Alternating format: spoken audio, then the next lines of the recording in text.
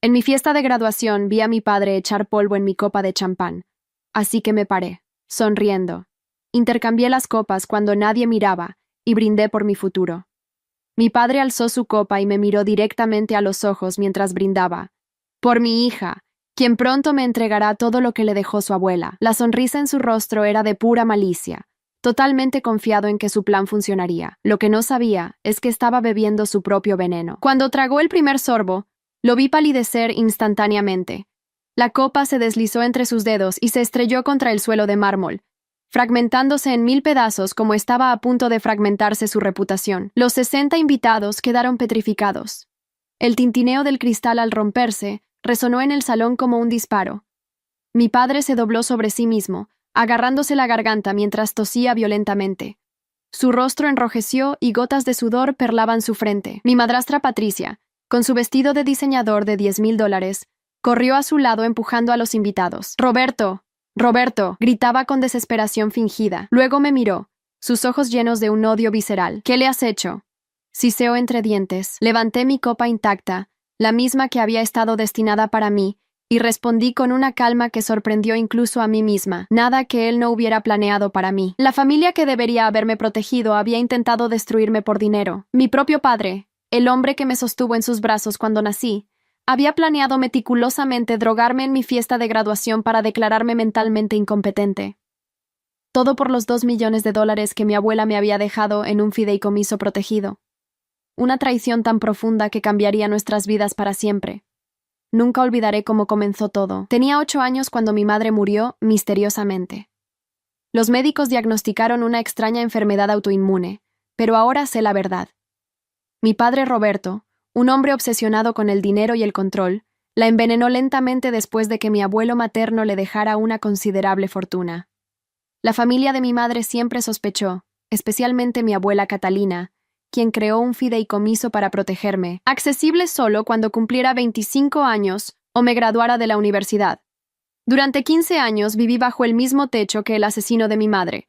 Fui enviada a internados caros, no por mi educación, sino para mantenerme alejada mientras mi padre y Patricia, la mujer con quien se casó apenas un año después del funeral, despilfarraban la fortuna familiar. En esos años de soledad, me convertí en una estudiante ejemplar, especialmente en química y farmacología. Estas disciplinas no eran solo mi pasión, se convirtieron en las herramientas de mi venganza.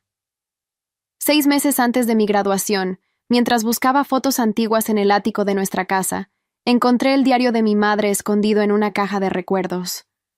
Las páginas amarillentas revelaban un secreto devastador. Sospecho que Roberto está envenenándome. Los mareos, las náuseas, los desmayos siempre ocurren después de beber el té que él insiste en prepararme. He confiado mis temores a mamá. Ella prometió proteger a Alejandra si algo me sucede. Esas palabras confirmaron lo que mi corazón siempre había sabido. Mi madre había sido asesinada, y yo vivía con su asesino. El descubrimiento de este secreto familiar cambió algo fundamental dentro de mí. La niña asustada murió ese día, y en su lugar nació una mujer determinada a obtener justicia. Comencé a observar a mi padre y Patricia con nuevos ojos.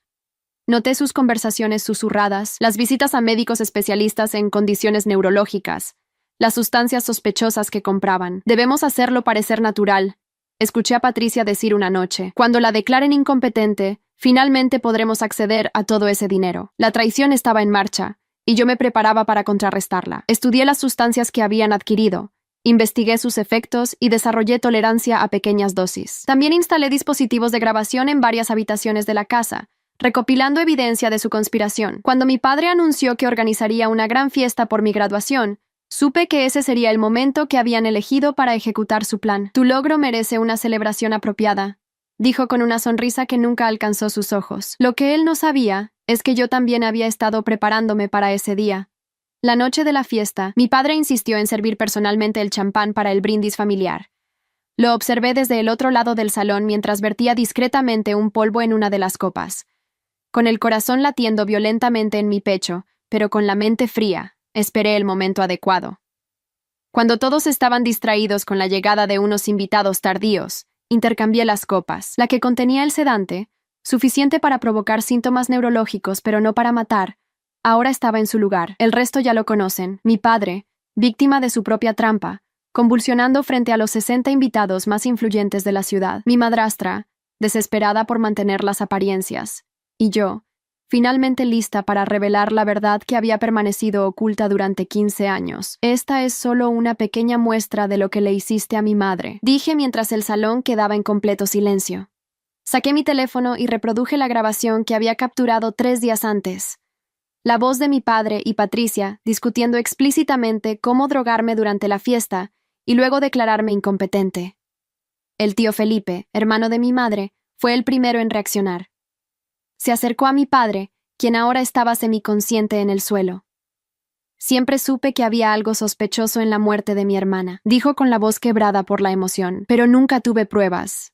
Hasta ahora, esta noche marcaría el principio del fin para Roberto y Patricia, y para mí, el comienzo de una larga y calculada venganza. Los días siguientes fueron un torbellino de acontecimientos. Mi padre fue trasladado al hospital, donde los médicos encontraron rastros del potente sedante en su sangre. Patricia intentó presentar cargos contra mí, alegando que yo había envenenado a mi padre intencionalmente, pero mi tío Felipe, abogado de profesión, ya había presentado las grabaciones a la policía. Tenemos evidencia de que Roberto y Patricia planeaban drogar a Alejandra, explicó Felipe a los oficiales. Lo que sucedió fue simplemente que Roberto bebió de la copa equivocada. Técnicamente, se envenenó a sí mismo. La policía inició una investigación formal, no solo sobre el incidente de la fiesta, sino también sobre la muerte de mi madre 15 años atrás. Solicité la exhumación de su cuerpo para realizar nuevas pruebas toxicológicas. Mi padre, recuperado del sedante pero bajo investigación, fue liberado temporalmente. Esto es ridículo, gritó cuando lo confronté en casa al día siguiente. Estás fabricando acusaciones absurdas porque siempre has estado celosa de Patricia. Tu madre murió por causas naturales. Todos los médicos lo confirmaron. ¿Los mismos médicos a los que sobornaste?, respondí, manteniendo mi voz controlada. El diario de mamá cuenta una historia diferente, y ahora tenemos la tecnología para detectar venenos que hace 15 años eran indetectables. La cara de mi padre se transformó, la máscara de indignación dando paso al miedo. Por primera vez, vi genuino terror en sus ojos. No sabes lo que estás haciendo, susurró. Destruirás esta familia. Tú destruiste esta familia cuando mataste a mi madre, respondí, y ahora pagarás por ello. Patricia se mantuvo sorprendentemente callada durante todo el intercambio, sus ojos calculadores evaluando la situación. Más tarde, la escuché hablar por teléfono en su habitación. Necesitamos deshacernos de todas las pruebas. Sí, todas. Y encontrar una manera de desacreditar a esa mocosa antes de que sea demasiado tarde. Su desesperación me dio una idea. Esa noche, dejé una carpeta con documentos falsos parcialmente visible en mi escritorio. Supuestas pruebas adicionales sobre la muerte de mi madre. Luego anuncié que pasaría la noche en casa de una amiga y me escondí en el jardín, observando mi habitación a través de binoculares. Como esperaba, Patricia entró furtivamente en mi cuarto cerca de medianoche. La vi hurgar entre mis cosas y finalmente encontrar la carpeta. Su sonrisa de triunfo mientras la abría me dio la confirmación que necesitaba. Tomé varias fotos con mi cámara de largo alcance y llamé discretamente a la policía. Hay una intrusa en mi habitación, susurré. Está robando documentos relacionados con una investigación criminal en curso. Cuando los oficiales llegaron, encontraron a Patricia intentando quemar los documentos en el jardín trasero. La arrestaron por obstrucción a la justicia e interferencia en una investigación policial. Las fotografías que tomé serían evidencia adicional de su culpabilidad. Mi padre estaba furioso. «Has tendido una trampa a mi esposa», me gritó cuando regresé a casa al día siguiente. «De la misma manera que ustedes me tendieron una trampa a mí», respondí con calma. La diferencia es que Patricia realmente cometió un delito. Entró a mi habitación sin permiso y robó documentos que creía eran evidencia en un caso criminal. La frustración de mi padre era palpable. Su plan perfectamente elaborado se desmoronaba, y ahora su esposa estaba detenida. «¿Qué quieres?», preguntó finalmente, su voz derrotada. «¿Dinero? ¿Es eso? Te daré la mitad de todo lo que tengo si detienes esto ahora». Lo miré, incrédula ante su audacia. «Quiero justicia», dije simplemente. «Por mi madre y por mí. Todo el dinero del mundo no puede comprar eso». Mientras tanto, mi tío Felipe había contactado a varios de los antiguos empleados domésticos que trabajaban para nosotros cuando mi madre enfermó. Una de ellas, Carmen, que había sido el ama de llaves durante casi 10 años, finalmente accedió a hablar. «Siempre sospeché del señor Roberto», confesó. «Él insistía en preparar personalmente el té de la señora Elena todas las tardes. Nadie más podía tocarlo, y después de beberlo, ella siempre empeoraba. Carmen también recordaba haber encontrado extraños frascos en el despacho de mi padre, y cómo él se ponía furioso si alguien entraba sin permiso. Una vez lo vi mezclar algo en el té. Cuando me vio, me despidió al día siguiente, acusándome de robar joyas de la señora. Su testimonio, junto con mis grabaciones recientes y el diario de mi madre, comenzaba a formar un caso sólido, pero necesitábamos la evidencia definitiva, los resultados de la exhumación. 2 semanas después de la fiesta de graduación, recibí la llamada que había estado esperando. El forense había encontrado niveles elevados de un compuesto de arsénico de liberación lenta en los restos de mi madre, un veneno sofisticado que era difícil de detectar con la tecnología de hace 15 años. El mismo compuesto que mi padre había estudiado durante su breve paso por la Facultad de Química, antes de dedicarse a los negocios. Esa misma tarde, la policía llegó a nuestra casa con una orden de arresto. Mi padre, viendo a los oficiales, intentó huir por la puerta trasera, solo para encontrar más policías esperándolo allí. Su último acto desesperado fue intentar negociar. «Alejandra, por favor», suplicó mientras lo esposaban. «Soy tu padre. La sangre es más espesa que el agua. La familia siempre debe permanecer unida». Lo miré directamente a los ojos, aquellos ojos que tantas veces me habían mentido. «Tú no eres mi familia», respondí. «Dejaste de serlo el día que decidiste matar a mi madre». Mientras se lo llevaban, sentí una extraña mezcla de emociones. Alivio, tristeza, pero sobre todo, un profundo sentimiento de justicia. La traición de mi padre había sido completa, pero mi venganza también lo sería. Esa noche, sola en la enorme casa que una vez compartí con los asesinos de mi madre, lloré por primera vez en años. No por mi padre o Patricia, sino por mi madre, por la niña que fui, y por los 15 años que pasé viviendo una mentira. Pero estas serían las últimas lágrimas que derramaría por ellos.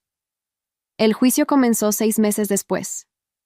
Me senté en la primera fila todos los días, mirando directamente a mi padre y Patricia mientras la fiscalía presentaba meticulosamente cada pieza de evidencia. El caso atrajo la atención nacional. El empresario respetado que había envenenado a su esposa por dinero, y luego intentó hacer lo mismo con su hija 15 años después. La defensa intentó pintarme como una hija perturbada, obsesionada con teorías conspirativas sobre la muerte de mi madre. Presentaron expertos que cuestionaban la fiabilidad de las pruebas toxicológicas en restos exhumados después de tanto tiempo. Pero entonces, la fiscalía presentó su as bajo la manga. Habían encontrado en un almacén alquilado por mi padre varios viales del mismo compuesto de arsénico encontrado en los restos de mi madre, junto con literatura sobre sus efectos y cómo administrarlo para simular una enfermedad autoinmune. El jurado deliberó durante solo 4 horas. El veredicto fue unánime. Culpables de asesinato en primer grado y tentativa de asesinato. Mi padre fue condenado a cadena perpetua sin posibilidad de libertad condicional. Patricia, como cómplice, recibió 25 años. Cuando le dieron a mi padre la oportunidad de hablar antes de la sentencia, se volvió hacia mí. «Algún día entenderás que todo lo que hice fue por nosotros, por nuestra familia», dijo, todavía intentando manipularme. «Espero que puedas perdonarme». Me levanté lentamente, mirándolo directamente. «Entiendo perfectamente lo que hiciste», respondí. «Mataste a mi madre por dinero. Intentaste hacerme lo mismo. No hay nada que perdonar, porque nunca olvidaré ni perdonaré tu traición». Cuando salí del tribunal ese día, me sentí finalmente libre. La fortuna que mi madre me había dejado, más la compensación ordenada por el tribunal, me aseguraban un futuro cómodo, pero el verdadero tesoro era la verdad y la justicia que finalmente había obtenido para mi madre. Vendí la casa familiar y todas las posesiones asociadas con esa vida pasada. Doné una parte sustancial a organizaciones que ayudan a huérfanos y víctimas de abuso doméstico. Con el resto, me mudé a una ciudad diferente para comenzar de nuevo. Ahora, 3 años después, estoy terminando mi doctorado en toxicología forense. Trabajo como consultora para casos similares al mío, ayudando a detectar envenenamientos que de otra manera podrían pasar desapercibidos. Cada caso resuelto, cada asesino llevado ante la justicia, es un tributo a mi madre y a la niña que una vez fui. La familia de mi madre, especialmente mi tío Felipe, se ha convertido en mi verdadero sistema de apoyo. Celebramos juntos los cumpleaños de mi madre, manteniendo vivo su recuerdo de la manera correcta, con amor, no con mentiras. A veces me preguntan si visito a mi padre en prisión. La respuesta es siempre no. Algunos lazos, una vez rotos por la traición, no pueden ni deben repararse. Él tomó su decisión hace 15 años cuando eligió el dinero sobre el amor, la codicia sobre la familia. Mi venganza no fue impulsiva ni descontrolada. Fue meticulosa, paciente y, sobre todo, justa. No me rebajé a sus métodos. Utilicé la verdad como mi arma más poderosa. Al final, eso fue suficiente. Hace un mes, recibí una carta de Patricia desde la prisión. Decía que estaba arrepentida, que había sido manipulada por mi padre, que no había sabido la verdad completa sobre la muerte de mi madre. Pedía mi perdón y ayuda para su próxima audiencia de libertad condicional. Quemé la carta sin responder. Algunas personas confunden la justicia con la venganza, y el perdón con el olvido. Yo no. La justicia se trata de consecuencias apropiadas para las acciones. El perdón es un regalo que se otorga a quienes lo merecen. Ni mi padre ni Patricia lo merecen. La semana pasada, mientras ordenaba algunas viejas fotografías, encontré una de mi madre sosteniendo a una pequeña versión de mí en sus brazos. Su sonrisa era radiante, sus ojos llenos de amor. Esa imagen captura todo lo que mi padre intentó destruir y todo lo que yo luché por honrar. Lo logramos, mamá. Susurré a la fotografía. Justicia. Al fin, mi nombre es Alejandra Vidal. Esta es mi historia de traición familiar, de secretos oscuros y de una venganza que finalmente trajo justicia. No es una historia feliz en el sentido tradicional, pero es una historia de verdad.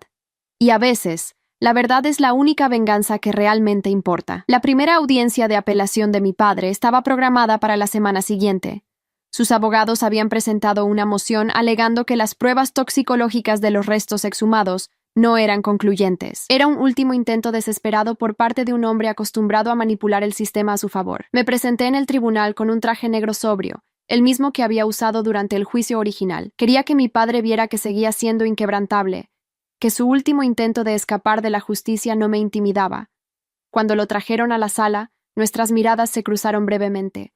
Había envejecido considerablemente en estos 3 años de prisión. Su pelo, antes perfectamente teñido, mostraba ahora canas, y profundas arrugas marcaban su rostro, pero sus ojos seguían siendo los mismos, calculadores, fríos, incapaces de verdadero remordimiento. Su abogado presentó argumentos técnicos sobre la degradación de toxinas en restos humanos y posibles contaminaciones durante el proceso de exhumación. La fiscalía contraargumentó con expertos que reafirmaron la validez de las pruebas originales. Durante el receso, me encontré cara a cara con el abogado de mi padre en el pasillo. «Señorita Vidal», dijo con voz suave, «mi cliente desea hablar con usted en privado. ¿Cree que podrían llegar a un acuerdo que beneficie a ambos?» «¿Qué tipo de acuerdo?», pregunté, aunque ya sabía la respuesta. «Tiene información sobre activos escondidos que no fueron incluidos en la compensación original. Activos sustanciales que legítimamente le pertenecen a usted. ¿Está dispuesto a revelar su ubicación a cambio de que usted apoye su solicitud de traslado a una prisión de mínima seguridad?» La audacia de mi padre nunca dejaba de sorprenderme. Incluso ahora, condenado por asesinato, seguía intentando negociar. Seguía pensando que todo tenía un precio. «Dígale a su cliente que puede llevarse esa información a la tumba», respondí. «No hay nada que pueda ofrecerme que valga más que la justicia que ya he obtenido». El abogado pareció genuinamente sorprendido. «Estamos hablando de millones de dólares, señorita Vidal. Estamos hablando de la vida de mi madre», corregí. «Y ninguna cantidad de dinero puede compensar eso». Al final del día, el juez rechazó la apelación. Mi padre regresaría a la prisión de máxima seguridad donde cumpliría el resto de su sentencia. Mientras lo escoltaban fuera, me gritó: «Eres igual que yo, Alejandra. Más de lo que quieres admitir. La venganza te ha consumido igual que el dinero me consumió a mí». Sus palabras estaban diseñadas para herirme, para sembrar dudas. Pero ya no tenían poder sobre mí. «Te equivocas», respondí calmadamente. «Yo busqué justicia, no venganza. Y a diferencia de ti, puedo dormir en paz por las noches». Al día siguiente, recibí una llamada inesperada de la prisión donde estaba recluida Patricia. Había intentado suicidarse tras enterarse del fracaso de la apelación de mi padre. Sobrevivió, pero el incidente provocó una revisión de su caso psiquiátrico. Como su única familia legalmente reconocida, necesitamos su autorización para ciertos tratamientos, me explicó el administrador de la prisión. La ironía no me pasó desapercibida. La mujer que había conspirado para incapacitarme mentalmente ahora dependía de mis decisiones sobre su tratamiento psiquiátrico. Podría haberme negado, podría haberla dejado sufrir. Parte de mí quería hacerlo. Pero otra parte, quizás la parte que más se parecía a mi madre, reconocía que ese nivel de crueldad solo me convertiría en lo que mi padre había dicho: alguien consumida por la venganza. Firmé las autorizaciones necesarias para su tratamiento adecuado, no por compasión hacia Patricia, sino por respeto a quien yo quería ser. 6 meses después, recibí mi doctorado en toxicología forense. Entre el público estaban mi tío Felipe, sus hijos, y varios miembros de la familia de mi madre. También, para mi sorpresa, estaba Carmen, nuestra antigua ama de llaves cuyo testimonio había sido crucial en el juicio. Estoy tan orgullosa de ti, me dijo Carmen después de la ceremonia, abrazándome con fuerza. Tu madre estaría radiante. Gracias por tu valentía, respondí. Sin tu testimonio quizás nunca habríamos obtenido justicia. Carmen bajó la voz. Hay algo que necesito confesarte. Durante años me he sentido culpable por no haber hablado antes. Yo sabía lo que tu padre estaba haciendo. Lo sospechaba fuertemente, pero tenía miedo. Tenía 3 hijos pequeños y necesitaba el trabajo. Tu padre me amenazó cuando me descubrió observándolo. Tomé sus manos entre las mías. No tienes nada de qué disculparte. Mi padre era un manipulador experto. Te intimidó igual que intimidó a todos los demás. Esa noche, celebramos mi graduación con una cena tranquila. Por primera vez en mucho tiempo, me sentí completamente en paz. Mi camino hacia la justicia había sido largo y doloroso, pero había llegado a su fin. O eso creía. Una semana después, mientras trabajaba en mi nuevo empleo en un laboratorio forense, recibí una llamada de un número desconocido. Señorita Vidal, soy el detective Morales. Necesitamos que venga a la comisaría lo antes posible. Es sobre su padre. Mi corazón se aceleró. ¿Ha ocurrido algo? Preferiría discutirlo en persona, respondió con tono grave. En la comisaría, me condujeron a una pequeña sala de conferencias donde me esperaba el detective junto a un hombre de traje que se presentó como fiscal del distrito. Su padre fue encontrado muerto en su celda esta mañana, dijo el detective sin preámbulos. Aparentemente se suicidó. Sentí una extraña falta de emoción. Ni alivio ni tristeza, ni cierre, solo una especie de entumecimiento. ¿Por qué necesitaban verme en persona para decirme esto?, pregunté. El fiscal y el detective intercambiaron miradas. Dejó una carta, dijo finalmente el fiscal, deslizando un sobre a través de la mesa, y una confesión completa sobre otro asesinato, anterior al de su madre. Abrí el sobre con manos temblorosas. La letra de mi padre era inconfundible, precisa y controlada incluso en sus últimos momentos. Alejandra, comenzaba. Para cuando leas esto, ya no estaré. No es un acto de cobardía, sino mi último acto de control sobre mi destino. Algo que tú, de todas las personas, deberías entender. Continué leyendo, cada palabra como un puñal. Siempre has creído que tu madre fue mi primera víctima. No fue así. 5 años antes de su muerte, eliminé a mi socio comercial, Jorge Donoso, quien amenazaba con exponer ciertas irregularidades financieras. Su accidente automovilístico fue tan meticulosamente planificado como la enfermedad de tu madre. Los detalles completos están en la confesión adjunta. Te dejo esta verdad no como un acto de redención, sino como reconocimiento. De todos mis oponentes, solo tú lograste vencerme. Solo tú viste a través de mis planes. En eso, eres verdaderamente mi hija. Que esta confesión sea mi último regalo para ti. Otra victoria para añadir a tu colección. Roberto Vidal. Levanté la vista hacia el detective y el fiscal, que me observaban atentamente. ¿Han verificado esto? ¿Lo del socio?, pregunté. Los detalles coinciden con la investigación original, confirmó el detective. Ya hemos reabierto el caso. Si su confesión es precisa, su padre fue responsable de 2 asesinatos premeditados. Salí de la comisaría con la carta de mi padre quemando un agujero en mi bolso. Incluso en la muerte, había intentado manipularme, haciéndome cómplice póstumo de sus crímenes, sugiriendo que éramos similares. Esa noche, quemé la carta en el fregadero de mi cocina, viendo cómo las palabras de mi padre se convertían en cenizas. Sus últimos intentos de control, sus últimas manipulaciones, desapareciendo en humo. La noticia del suicidio de mi padre y su confesión adicional reavivó el interés mediático en el caso. Periodistas aparecieron en mi puerta, solicitando entrevistas, ofreciendo grandes sumas por mi versión de la historia. Rechacé todas las ofertas. Esta historia nunca había sido sobre fama o dinero. Era sobre justicia, y la justicia ya se había cumplido. Un mes después del suicidio de mi padre, recibí otra carta de Patricia. Esta era diferente a la anterior. No pedía perdón ni ayuda, era una confesión, aparentemente motivada por el suicidio de mi padre y su propio intento fallido. Siempre supe lo de tu madre, escribió. Roberto me lo contó la noche que me propuso matrimonio.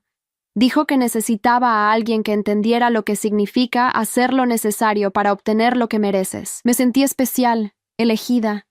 ¡Qué tonta fui! La carta continuaba detallando cómo mi padre la había manipulado gradualmente, convirtiéndola en cómplice primero y luego en co-conspiradora. No busco tu perdón, concluía. Solo quería que supieras que entiendo completamente lo que hice. y que cada día en este lugar es un recordatorio de lo que le hice a una niña inocente y a su madre. A diferencia de la carta de mi padre, guardé esta, no por sentimentalismo, sino como recordatorio de cómo la codicia y la manipulación pueden corromper incluso a quienes inicialmente podrían haber tenido una oportunidad de elegir un camino diferente. Hoy, 5 años después de aquella fiesta de graduación donde cambió todo, dirijo mi propio laboratorio especializado en toxicología forense.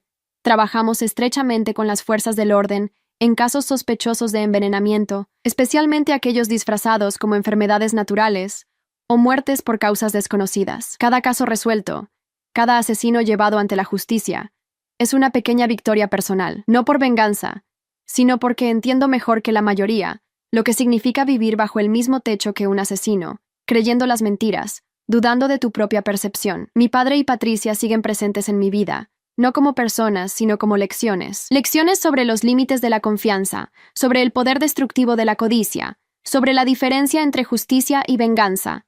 La familia de mi madre celebra conmigo cada logro. Mi tío Felipe, ahora semi-retirado, me acompaña a conferencias donde hablo sobre detección de envenenamiento y patrones de comportamiento en asesinos domésticos. Mi historia personal permanece privada en estos eventos. El enfoque está en la ciencia, no en el sensacionalismo. A veces, recibo cartas de personas en situaciones similares a la mía, viviendo con la sospecha de que un ser querido fue asesinado, buscando justicia años después. Les ofrezco mi experiencia profesional y, cuando es apropiado, mi experiencia personal. Hace un año visité la tumba de mi madre por primera vez desde que obtuvimos justicia. Llevé flores blancas, sus favoritas, y pasé horas sentada junto a su lápida, contándole todo lo que había pasado, como si pudiera escucharme. Lo logramos. «Mamá», dije finalmente, colocando una mano sobre la fría piedra. «Descansa en paz ahora. Yo estaré bien». Patricia murió en prisión 2 años después del suicidio de mi padre. No fue por suicidio como muchos esperaban, sino por complicaciones de una enfermedad cardíaca no tratada. No asistí al funeral. No había nadie más que lo hiciera tampoco. Murió como había vivido sus últimos años, sola y arrepentida. La familia Donoso, del socio que mi padre confesó haber asesinado, me contactó después de que el caso se reabriera. Temí su reacción. ¿Me culparían de alguna manera por los crímenes de mi padre? Para mi sorpresa, me recibieron con abrazo tras abrazo. «Durante 20 años creímos que fue un accidente», me dijo la hija de Jorge Donoso, ahora una mujer de mi edad. «Gracias a ti, finalmente sabemos la verdad. Por horrible que sea, la verdad es mejor que la duda». Nos hemos mantenido en contacto desde entonces, unidas por el extraño vínculo de ser víctimas del mismo hombre. Hay un consuelo especial en compartir con alguien que entiende exactamente el tipo de manipulador que fue mi padre. El imperio empresarial que mi padre construyó con fraude y sangre fue desmantelado. Las propiedades vendidas, las cuentas vaciadas para pagar compensaciones a las familias afectadas y cubrir demandas civiles. No quedó nada de su legado, tal como merecía. Con mi trabajo en toxicología forense, he ayudado a resolver docenas de casos que de otra manera podrían haber quedado como muertes naturales o causas indeterminadas. Cada vez que identificamos un veneno o descubrimos un patrón de envenenamiento, siento que mi madre sonríe desde algún lugar. Mi especialidad se ha vuelto la detección de envenenamientos lentos y progresivos, aquellos diseñados para imitar enfermedades naturales. La técnica exacta que mi padre utilizó. Hay una simetría poética en convertir su metodología criminal en mi expertise profesional para hacer justicia. Hace 6 meses, recibí un premio nacional por mi trabajo desarrollando un nuevo método para detectar toxinas degradadas en restos exhumados años después de la muerte. En mi discurso de aceptación, dediqué el premio a mi madre y a todas las víctimas cuyos asesinos creyeron haber cometido el crimen perfecto. La ciencia avanza, dije ante el auditorio lleno, y con ella, nuestra capacidad para descubrir la verdad, sin importar cuánto tiempo haya pasado o cuán cuidadosamente alguien haya intentado ocultarla. Lo que no mencioné, pero todos los que conocían mi historia entendieron, era que este avance científico habría permitido descubrir el envenenamiento de mi madre mucho antes, sin necesidad de exhumación o las complicaciones que enfrentamos. Cada avance en mi campo es personal para mí. A veces me pregunto qué habría sido de mi vida si no hubiera encontrado el diario de mi madre, si no hubiera descubierto la verdad sobre su muerte.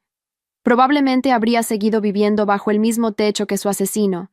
Quizás incluso habría terminado como Patricia, manipulada hasta convertirme en cómplice de sus crímenes. El pensamiento me estremece, pero también refuerza mi convicción de que incluso los secretos más oscuros eventualmente salen a la luz. La traición puede esconderse temporalmente, pero la verdad es paciente. Espera su momento, acumulando evidencia, hasta que finalmente emerge, imposible de ignorar. Mi historia no es solo sobre veneno, dinero o traición familiar. Es sobre la búsqueda de la verdad en un mundo donde las apariencias engañan y quienes deberían protegernos a veces son nuestros mayores peligros. Ahora vivo en una casa modesta pero acogedora, con un extenso jardín donde cultivo plantas. Algunas son para investigación, plantas con propiedades tóxicas cuyo estudio contribuye a mi trabajo. Otras son simplemente para belleza, flores como las que mi madre solía plantar cuando yo era pequeña. Mi vida no es extraordinaria vista desde fuera.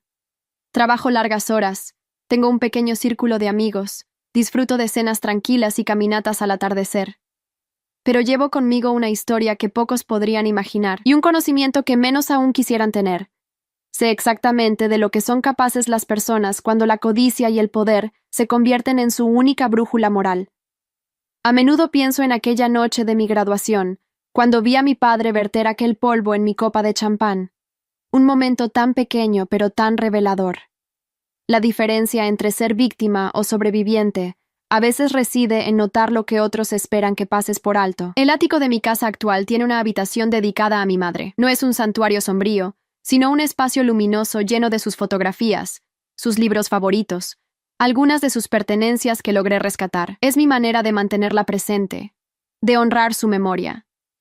Hace poco, mientras reorganizaba algunas cajas, encontré una foto que no había visto antes. Mostraba a mi madre embarazada de mí, radiante, con mi padre a su lado. Se veían felices, enamorados, normales. Me quedé mirándola durante horas, tratando de encontrar algún indicio de la oscuridad que vendría después. No había ninguno. Esta es quizás la lección más perturbadora que he aprendido. Los monstruos no siempre se anuncian como tales. A veces usan sonrisas en lugar de colmillos, y el veneno que administran viene disfrazado de cuidado y atención. Mi padre eligió el veneno como su arma porque es íntimo, requiere proximidad, confianza. Es el arma de quien puede mirar a los ojos a su víctima día tras día, mientras lentamente le arrebata la vida. Hay una crueldad especial en eso. Una violación fundamental de la confianza que todavía me resulta incomprensible. ¿Qué tipo de persona elige matar tan lentamente, observando el sufrimiento diario de su víctima, participando en la farsa de la preocupación mientras es el autor de ese mismo sufrimiento? Es una pregunta que he estudiado profesionalmente, pero que nunca he podido responder completamente a nivel personal. Quizás algunas personas nacen sin la capacidad de empatía genuina, o quizás la codicia puede erosionar esa capacidad hasta que desaparece por completo. En cualquier caso, mi padre era un ejemplo perfecto. Un hombre que valoraba el dinero y el control por encima de todo, incluso de las vidas de su esposa y su hija. He aprendido a vivir con estas preguntas sin respuesta. He aprendido a aceptar que nunca entenderé completamente la mente de mi padre, y que eso es una bendición, no una maldición. El año pasado, publiqué un libro técnico sobre toxicología forense que se ha convertido en texto de referencia en varias universidades. En la dedicatoria, escribí simplemente: para Elena, quien me enseñó la importancia de la verdad. No mencioné que era mi madre, ni las circunstancias de su muerte. Esos detalles personales no pertenecen al ámbito académico. Sin embargo, cada estudiante que utiliza mi libro para aprender a detectar venenos, cada investigador que aplica mis métodos para resolver un caso, cada familia que obtiene respuestas gracias a estas técnicas, todos ellos son parte del legado de mi madre, aunque no lo sepan. La semana pasada recibí una llamada que cerró otro capítulo de esta historia. El antiguo asistente personal de mi padre, quien había trabajado para él durante los años en que mi madre enfermó, finalmente habló con los investigadores. Confesó haber ayudado a adquirir algunos de los compuestos utilizados en el envenenamiento, aunque insistió en que no conocía su propósito. Tu padre era muy convincente, me dijo cuando lo visité en la fiscalía después de su declaración. Podía hacer que las cosas más terribles sonaran razonables, necesarias incluso. Lo sé, respondí. Vivía con él, ¿recuerdas? El hombre bajó la mirada, avergonzado. He vivido con esta culpa durante 20 años. Debería haber hablado antes. No dije nada. Su confesión tardía, si bien útil para completar el registro histórico, llegaba demasiado tarde para cambiar algo significativo. La justicia ya se había cumplido. A su manera. Esta es la realidad que he llegado a aceptar. No existe la justicia perfecta. No hay compensación adecuada para una vida robada, para una infancia pasada bajo el mismo techo que el asesino de tu madre. Pero existe la verdad. Y con ella, la posibilidad de construir algo significativo a partir de la tragedia. Mi nombre es Alejandra Vidal. Soy hija de una víctima y de su asesino. Soy sobreviviente de una traición familiar que desafía la comprensión. Y cada día que utilizo mi conocimiento para defender a quienes no pueden defenderse a sí mismos, transformo esa oscura herencia en algo luminoso y justo. La traición y el secreto intentaron destruirme, pero en cambio me forjaron. El veneno destinado a silenciarme se convirtió en el catalizador de mi propósito, y el dinero que impulsó toda esta tragedia nunca logró comprar lo único que realmente importa: la verdad. Esta es mi venganza final: vivir bien, hacer el bien, y asegurarme de que otras historias como la mía no queden enterradas bajo mentiras y apariencias. No hay fortuna en el mundo que pueda comprar eso. A veces, en las noches tranquilas cuando el trabajo está hecho y la casa en silencio, siento una presencia reconfortante a mi alrededor. No soy una persona supersticiosa, pero me gusta pensar que es mi madre, finalmente en paz, sabiendo que su hija no solo sobrevivió, sino que prosperó, transformando el dolor en propósito. Y en esos momentos, susurro las mismas palabras que dije ante su tumba: lo logramos, mamá. Descansa en paz. Yo estaré bien, porque lo estoy. A pesar de todo, o quizás debido a todo, estoy bien. Hay historias que no son solo historias. Son espejos de la vida. Si esta te conmovió, ayúdanos a seguir contando otras que también merecen ser escuchadas. Dale hype a este video para que más personas puedan verlo. Muchas gracias y que tengas un excelente día.